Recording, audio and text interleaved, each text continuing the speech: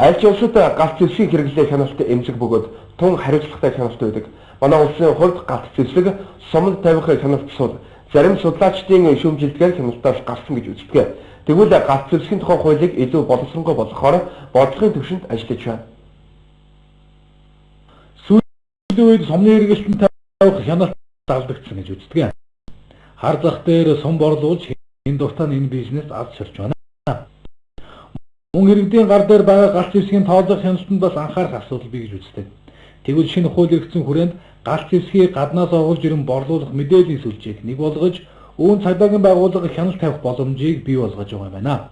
Иргэдийн зүгээс галт зэвсгийн асуудлаар санаа зовдөг нэг асуудал нь төв суурин газар зэрлэг нохойг буугаар буудаж хөнөөж байгаад сэтгэл тондор байгаагаа хэлдэг юм. Энэ асуудал хууль боловсруулах үеэрч хөндөгдсөн юм а. Хот суурин газарт галт зэвсгээр залбир нохой муур устгах байдлыг бусад улс орнуудад ялангуяа хүний эрхийг дээддэг улс орнуудад хориглож байгаа. Энэ чиглэлд би бас нэг ажлын хэсэгдээ саналаа хэлж ирсэн.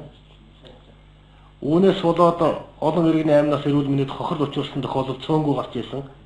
Энийг болиулъя гэж ярьж байна. Бутаага дурсагдсан байх. Энэ ямар учиртай юм бэ гэж надад хэлчихмээр байна. Одоо галзуу чанар орж иж болно. Эсвэл үнэхээр галзуу нохой байж болно гэх юмчлэн ингээд олон нийтэд аюул зам учруулж өгөх ийм зүйлс гарахад бол ямар ч галзуу хэрэглэж цагдаагийн байгууллага устгахаас гарах байх. Зүгээр одоогийн хатгаарч нохой муу нөгөө жижигэл эзэнгүй нохой муурыг устгахтаа бол олон нийтэд аюул даар хэлбэрээр жоох устгаад байгаа биднээс л өөрчлөх хэрэгтэй. Энийг бол шийдэхийн тулд яах хэрэгтэй вэ гэхээр Улаанбаатар хот одоо нохой муур барьдаг тусгай хэрэгсэлтэй болох тэднийг бөөгнүүлдэг газартай болгох бас зардалтай тийм шийдлүүд гарах хэрэгтэй байна шүү дээ.